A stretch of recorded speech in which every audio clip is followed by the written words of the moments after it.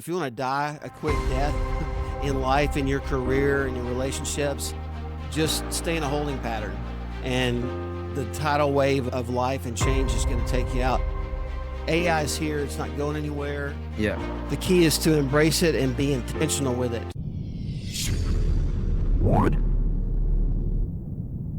Welcome to the podcast. Today we are joined with Matt Buffington, who's the CEO of KinISO, a company that's innovating in the IT and staffing software space. So thanks again for tuning in, Matt, and tell us more about yourself and what is KinISO all about.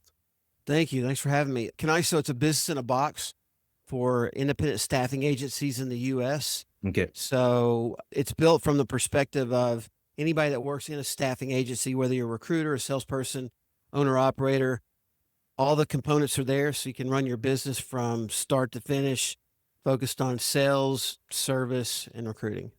Okay. So is it a SaaS company? It's a tech company where people get to come up and take advice from you guys, and then we'll see how it goes?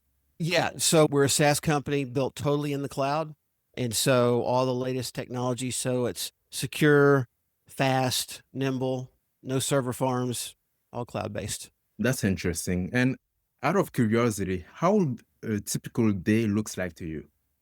For me, a lot of it time spent with customers, prospects, our development team. Most of the innovation is led by me. I had 20 years in staffing.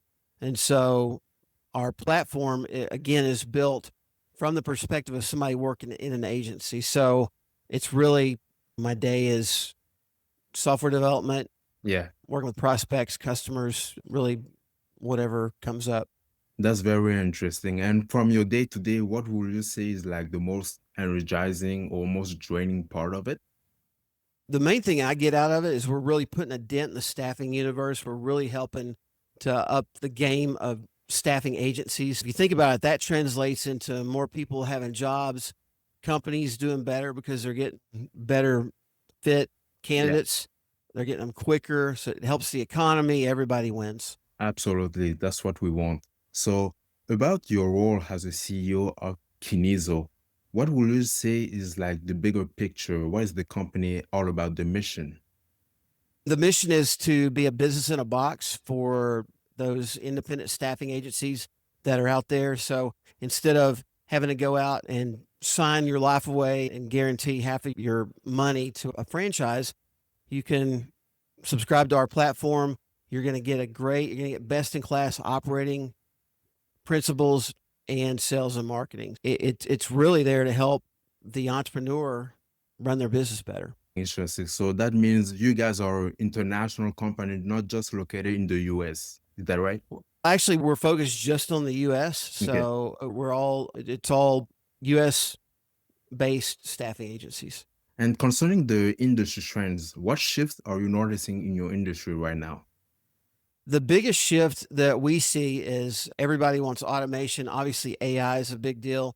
So we have a lot of AI baked into the platform. So anything that we can do to cut down the number of steps it takes to put somebody to work is where we're focused. That's where we see the industry going. Okay. And do you see that trend accelerating or it's fading very soon with AI? Yeah, no, it's accelerating. And I think there's a lot of unknown with AI. Everybody is unsure as to where it's going to go. I think the key is AI is here. It's not going anywhere. Yeah. The key is to embrace it and be intentional with it. So I believe everybody needs to be thoughtful with how they're going to use it. Otherwise, you're going to be taken over by it. Absolutely. It's either we adapt or we disappear, like how the dinosaur days before. Yeah. They couldn't adapt. Yeah. So currently, what is going really well for you right now with KinISO? We're getting market traction. So continuing to sign more customers. The economy is starting to accelerate. We're adding more jobs here in the U.S. So the future looks bright. Now, there's still a lot of chaos in 2025. 2025 is the year where all the secrets and all the corruption are being exposed. There's still a lot of chaos and a lot of turbulence in the marketplace. We see that in the next 12 months coming out of that with really a new golden age. Okay. And what do you think is making that work so far so well with the customer right now? What's making KinISO resonate with the customer? Yeah, So absolutely. Contemporary design. So our designs are very contemporary. We're able to do that because we built it in the cloud. So if we want to make a change, we can make a change on the dime. It's very secure and it's quick. Okay.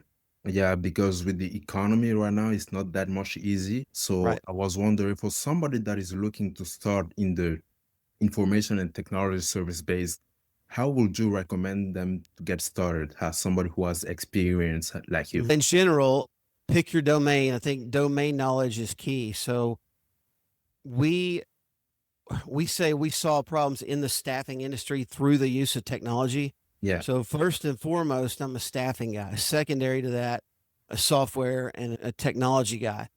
So whatever technology you're going to develop, make sure the space you're going into, you know it very well. That allows you to develop products specific to the people that are going to be paying you money, your customers. If you don't have that, you can understand an industry, but the only way to really know it is to have worked in it. absolutely. You need to experience it yourself so you can move further.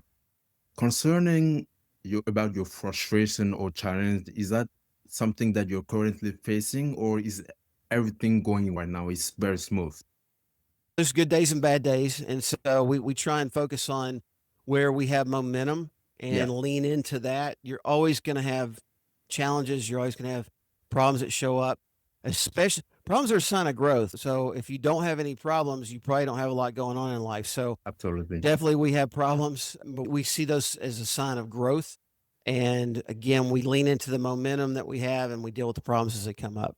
Okay. And how, when the problem comes up, the challenge, how do you manage to face them? Is it something that you attack immediately, or maybe you speak with a consultant to see where you guys can go and then adapt to the situation? That's a great question. So I think what you're asking is how do you know when to prioritize what's important and urgent versus what's important but not urgent? And so I think the first thing is you've got to, when a problem shows up, see it as it is. Don't see it worse than it is. Okay. And then you've got to put it in context and say, okay, how is this affecting us today? Is this something that I immediately need to deal with? Is it going to impact us right now?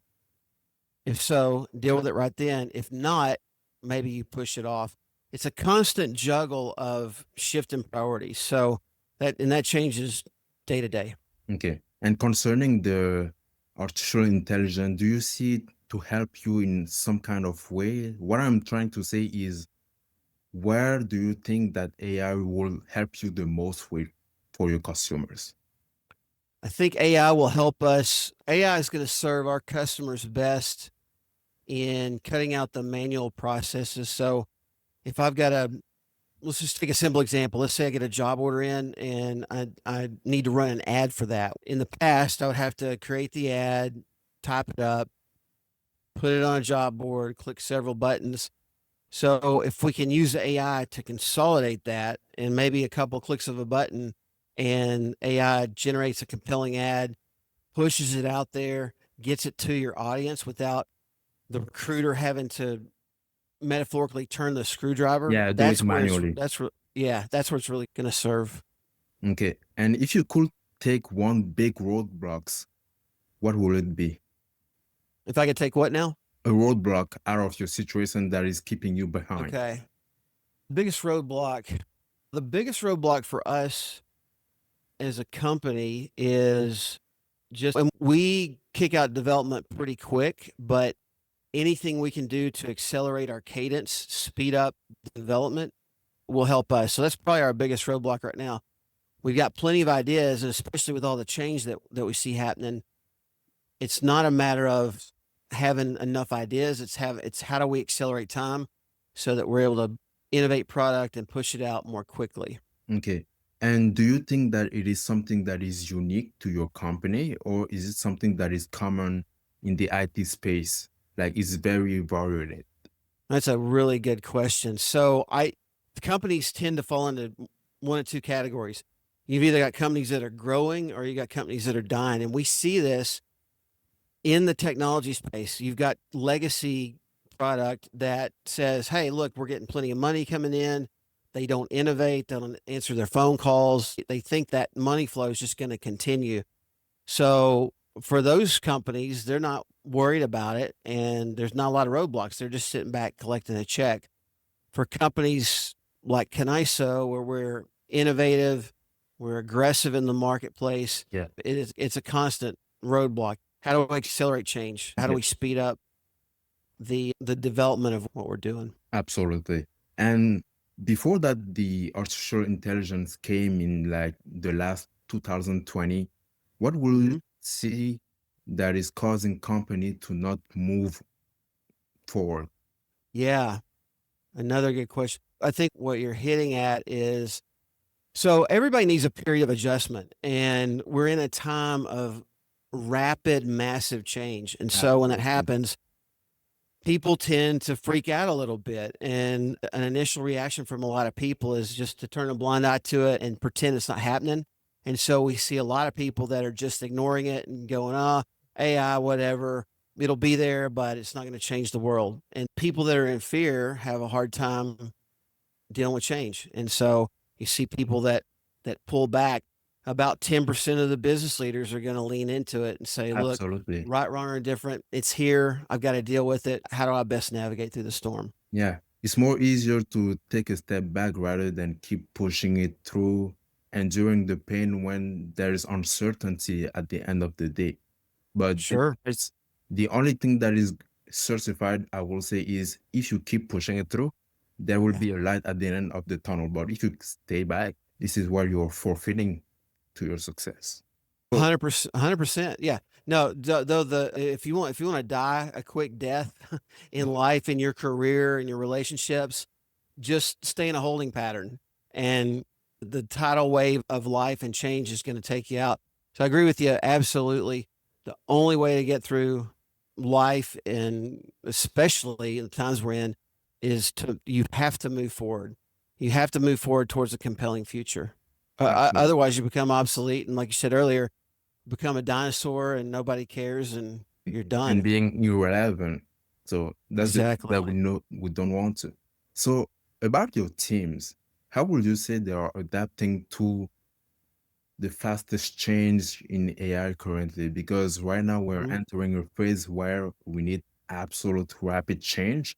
Right. Otherwise, we will stay behind. How do you think your team is adapting to it? Everybody that I have on my team, from developers to salespeople to my executive team, everybody that is a part of KinISO is committed to the mission, but they're flexible in their approach. In other words, they have the opposite of what I call mental sclerosis. And mental sclerosis is a hardening of the brain, Yeah, where you get locked into, this is the way we've always done it, or this is the way I want things to be. And you're very rigid. And so the way our team is dealing with the change and the acceleration of AI is, they, in their nature, they're flexible. They're able to deal with rapid change. If we had people on the team that weren't able to do that, it wouldn't be a fit, and it would really hurt us as a company. okay. And do you think that it is something new or it's something that were there before that always had to change concerning, You mean in people? yeah, with the team? Yeah, I think in general, I think most people crave certainty and crave security, and we get locked into patterns. We get locked into, we're looking for comfort. And so if I can do something over and over again, if I get locked into a belief system, it's a false sense of security. It's a false sense of comfort. I think people in general are that way. So I'm very intentional when I'm adding somebody to the team and we're building our teams out. We want people, again, that are aggressive, ambitious, committed to the mission, at the same time flexible in their approach and flexible to the changes of the world, flexible to the changes that come up in life. Absolutely, absolutely. I Yeah, think then. So you guys are very selective with your team. You guys want leaders in the team in order to grow all together. absolutely. And it all starts with mindset. It's so much about a point of view. In fact, I look at that more than I do technical skills. Yeah, So I'd much rather have somebody with a flexible, open mind that's pretty good and working on leveling up their skills than somebody who's got great skills, but they're totally locked into a certain way of doing things. Okay. because they can have great skills, but if they're applying an approach that worked 5 years Absolutely. ago, it's not going to work. Yeah, it's gonna be relevant because they have Yeah, to adapt not only for them, but for the team itself and for the company vision in order to grow. So I I would would say agree. it is something that is extremely important to fix in order to go for the future.